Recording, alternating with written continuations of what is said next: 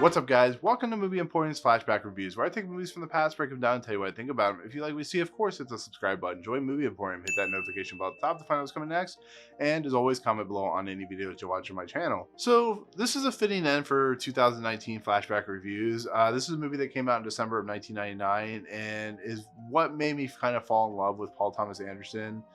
This is his third film, Magnolia, and it's a movie that's very dense, it's very complex, but the weaving nature that Paul Thomas Anderson has done in this movie is amazing. He has somehow structured a movie that could completely fell apart, been a complete mess, and he has somehow mastered that art of just taking characters and putting them in different places and somehow connecting each place to an eventual conclusion that involves frogs, which has to do with biblical reference of Exodus 8.2. And that's what makes this movie just genius in its work. You know, this is a movie that a lot of people walked out of because they didn't understand it. You know, apparently George C. Scott really hated the script because Jason Robards was sick. And it's a fantastic movie. It's a movie that I look back fondly and would be in my top 10 of the decade if it was 1999 and going into 2000.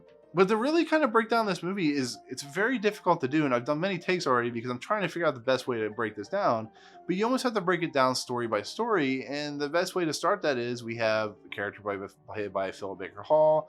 We have a character played by Melinda Dillon, and they play the Gators. Jimmy Gator is a current host of this same program called What Do Kids Know? And he has a daughter who's played by Melora Walters, who plays Claudia. And Claudia is a cokehead. She has nothing. She wants nothing to do with her father. Her father apparently has cancer, and because of some stuff that happened in the past, the sins of the father, she doesn't want anything to do with him. She hates him. She hates everything he's done, everything he's worth, and he is a broken man. But he hosts a show of this kid, like this, smart kid show, and we have William H. Macy, who was on this show at the time, who plays quiz kid Donnie Smith, who is now kind of a shell of his own self. He's works for this electronics store run by Alfred Molina's character, but he is just on the edge of just brokenness. You know, he runs to a 7-Eleven store, and it becomes a whole mess. But these characters start and this is how the interconnecting points start working. And then on top of that, we have the other side, which we have Frank T.J. Mackey, who's played by Tom Cruise. We have Earl Partridge, who's played by Jason Robards. We have Earl Partridge's second wife, who's played by Julianne Moore, who plays Linda Partridge. And we have Philip Seymour Hoffman, who plays Phil Parma. And they are also connected to this story as with the What Do Kids Know? The What Do Kids Know is almost like the linchpin of this movie, outside of the character played by John C. Reily, who does come into the story later. But basically, the Partridge family is a family of broken people because Earl Partridge basically left T.J. Mackey's mom when she was really sick and left her. And he was also a producer on the What Do Kids Know show. But he also has cancer. He is dying. He's on his deathbed. His hospice person is played by Philip Seymour Hoffman, who plays Phil Parma. And Linda Partridge, Julianne Moore's character, is on the edge. She was once a trophy wife, a gold digger who is now fallen in love. But it's the last moments of his life, so she's just a complete mess. Everywhere she goes to the lawyers, she doesn't want all the money anymore. She just wants to have her husband back, but she can't. She goes to the drugstore, blah blah blah. They make fun of her and stuff like that, and it just becomes almost like a forgiveness storyline of T.J. Mackey, who's this well-known, well-respected guru for men who are trying to attain women. This is very 1999, so it wouldn't fit well into today's nature, but it's very of what Paul Thomas Anderson is known for doing, which is male masculinity.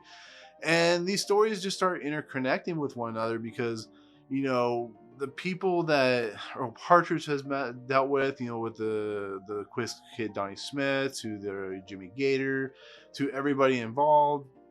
And then John C. Reily plays a cop who comes into the mix, who, after all, because he basically is good at his job, but he's kind of looked down upon because he's kind of simple in his nature. And he comes across the Claudia Gator character played by Melora Walters, and they start developing a relationship. So now he's into the mix of this whole scenario.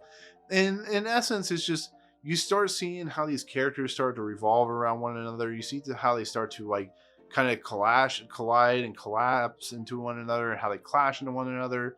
And it eventually has to settle into the nature of, do these characters and can these characters forgive one another? And it's a movie about, how these sons and daughters will accept their relationship with their fathers, or mothers, and whether they can do that. Some characters won't be able to do it, some characters will, and it's a bravado of amazing performances. Like I said, Tom Cruise, who is the centerpiece of this movie, got an Oscar nomination for this movie. It's one of his best roles because he's a very dirty and disgusting character to begin with. He's a very vicious character. He doesn't really care. But when his past is brought to light by an interview, he starts to become affected by it. And then you have Phil Parmer's character, who learns of TJ Mackey as being Errol Partridge's son. So he is basically trying to track down TJ Mackey to let him know his father is dying. And to see that payoff, to see how it plays out, to see Frank TJ Mackey confront his father who left his mother, is one of the most powerful scenes of that decade. And it's sad to watch, but it's almost cathartic to watch. And when we see Earl Partridge eventually die, you really see the hate, the sadness, the depth of despair that Frank TJ Mackey has been going through all his life.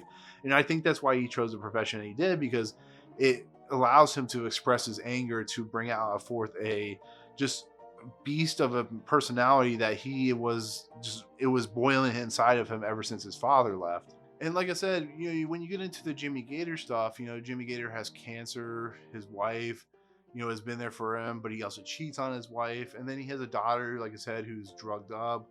She's had some very bad, dealings with her father in the past, which is, I don't want to talk about because it's a very uncomfortable situation. But like The Good Liar, the scenario that she's dealing with, because it's slowly brought into the mix and you start to see how bad of a person Jimmy Gator truly was, and you almost don't feel bad for him, but you kind of do, because you realize once you get to a very old age that you start realizing the things that you did, and he starts to pay the price for it. He's never going to get his daughter back. He tries to commit suicide, and then the frogs come in. I will talk about the frogs in a couple minutes. And you just start to see the downward spiral of his character too, and you start to see the upward spiral of her character, the Claudia Gator character, because when she meets the John C. Reily character, the officer, they start to form a bond, and she's so broken and so messed up that he is kind of like the piece of the puzzle that she has been missing. He is there for her, and yeah, he's a little creepy in the beginning, but you start to see the developing relationship, and you start to see how well it works. And it's such a an amazing nature of a moment that it just really, really does work. And Melinda Dillon, who plays Gator's wife, she's just a person that is caught into the mix of just nastiness. And when she finds out what happens, that's the end of her. And that's when Jimmy Gator kind of goes off the cliff. And because of all these broken pieces, we have the kid in the middle, who is played by Jeremy Blackman, who plays Stanley Spector. And he's a smart kid, but he is used for his talents by his father, Rick Spector. And he's on the show, and he's coming to a breaking point. He's always put down by the people around him. The kids who he's on the show with look up to him, or they don't look up to him, but they look up to him to answer all the questions. So they're mean to him. The people are mean to him. The adults are mean to him. Louis Guzman's in this movie. He's amazing in this movie. But he shows a performance that's just really, it's really sad to watch, because he's a kid that is almost like the sightseer of our story. We are kind of looking through his eyes on everything that has happened and what is going to eventually happen to him unless he puts it to an end, which he eventually does. And that story of how his father is almost kind of abusive to him, it's a very dark thing to watch. But when Stanley finally kind of just goes for it, he kind of confronts everything. You start to see the pieces start falling. And I think that's why the frogs come into effect and all that good stuff. And like I said, quiz kid Donnie Smith, who is a guy who needs braces, but he really doesn't. He's a guy that's really worried about his image. He's really attracted to a bartender, and he's just really kind of a guy that doesn't see himself for who he is, which is a guy that got washed up and just can't accept it anymore. But he's a broken person, and he has been broken because of his parents, who probably used him, or the show that used him and kind of spit him out when he eventually lost. And it just, to watch him play off everything, to watch him eventually run into John C. Reily, who basically makes him give the money back because he steals the money from the shop he was fired from, is a really kind of confronting, cathartic nature as well. Because the John C. Reily character could arrest him and send him to jail, but he kind of gives him a second chance. And that's another thing about this movie that kind of fits into effect, is this movie about second chances as well. And then we get to, you know, as this movie starts to come to a head, as the amazing performances start to like really rear their head and get into like the amazing nature of this film. You know, I could literally talk for like 10 hours about just the characters alone, but this is not that type of video. We get into what is really the strange segment of this movie, but kind of makes sense if you think about it. I guess I was reading up on this, and it has to do with the frogs. The frogs have been kind of foreshadowed throughout the entire movie because there are segments, especially at the beginning. I mean, it actually runs through the whole movie, but you see the narrator, which is Ricky Jay, and he talks about the coincidences of these 3 accidents or 3 acts. And as the movie's running through, we see the number 8.2, which is Exodus, and it talks about, you know, how Moses and the frogs and stuff like that.